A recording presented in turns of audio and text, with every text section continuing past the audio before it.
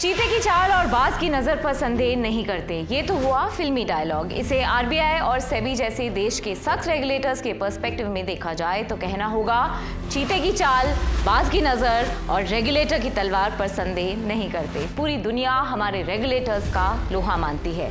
बीते सालों में इन रेगुलेटर्स ने कुछ बड़े फैसले किए हैं जिनकी धूम धमक और धुआं हर तरफ नजर आया। इसी पर हम शुरू कर रहे हैं एक स्पेशल सीरीज जिसमें रेगुलेटर के एक्शन और उस एक्शन के रिएक्शन दोनों की बात होगी।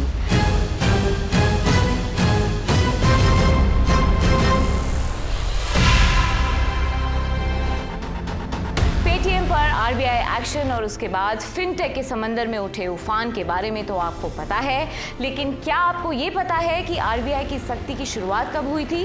क्या आप जानते हैं कि एक रेगुलेटर के तौर पर आरबीआई की पैनी नज़र से बचने की लाख कोशिशें करूं तब भी नाकामी ही हाथ लगती है?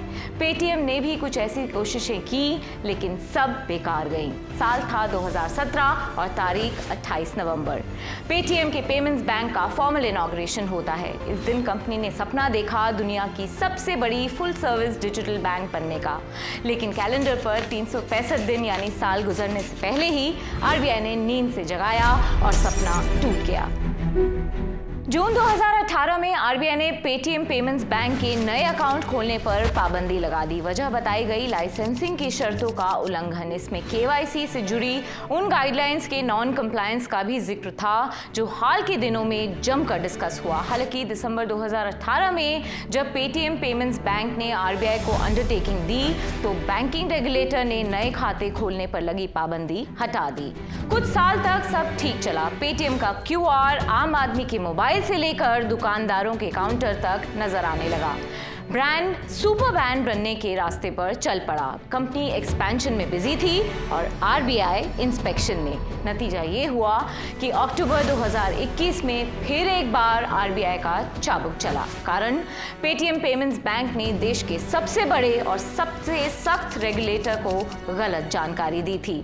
आरबीआई ने पेटीएम पर 1 करोड़ रुपए की पेनल्टी लगाई। हॉकी या फुटबॉल में 2 गोल खाने के बाद अक्सर टीम्स डिफेंसिव हो जाती हैं। अपनी स्ट्रेंथ और वीकनेसेस का जायजा लेकर नए सिरे से स्ट्रैटेजाइज करती हैं। कायदे से पेटीएम को भी यही करना चाहिए था। क्या ऐसा हुआ? नॉट सरप्राइज, जी नहीं। इस दौरान बैंकिंग सिस्टम के गोलकीपर की नजर पेटीएम पेमेंट्स बैंक पर बराबर बनी हुई थी। 11 मार्च 2022 को रेगुलेटर ने पेटीएम पेमेंट्स बैंक के नए कस्टमर्स की ऑनबोर्डिंग पर तुरंत प्रभाव से रोक लगा दी। इन सुपरवाइजरी रिस्ट्रिक्शंस की कई वजह थी। केवाईसी, साइबर सिक्योरिटी और टेक्नोलॉजी से जुड़े मटीरियल कंसर्न्स ने आरबीआई को ये सख्त कदम उठाने पर मजबूर कर दिया। आरबीआई ने यह भी कहा कि पेटीएम पेमेंट्स बैंक एक आईटी ऑडिट फर्म को अपॉइंट करे और अपने सिस्टम का ऑडिट कराए। पेटीएम बैंक एक के बाद एक रेड फ्लैग्स इग्नोर करता रहा और रेगुलेटर की नजर में खटकता रहा। अक्टूबर 2023 में आरबीआई ने कंप्लायंसेस की लगातार अनदेखी के लिए कंपनी पर करीब 5.5 करोड़ की पेनल्टी लगाई। जो सीरियस कंसर्न सामने आए उनमें एक ही पैन पर 100 से ज्यादा कस्टमर अकाउंट्स लिंक होने के हजारों इंस्टेंसेस मिले। डॉर्मेट अकाउंट्स की संख्या भी जरूरत से ज्यादा थी।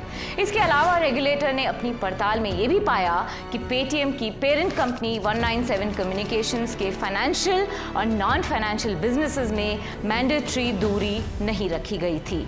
ये लाइसेंस की शर्तों का सीधा सीधा उल्लंघन था। जब पानी सर के ऊपर निकल गया तब आरबीआई ने पेटीएम पेमेंट्स बैंक के ताबूत में आखिरी कील भी ठोक दी। 31 जनवरी 2024 रेगुलेटर ने नए डिपॉजिट लेने और क्रेडिट ट्रांजैक्शंस बैन कर दिए।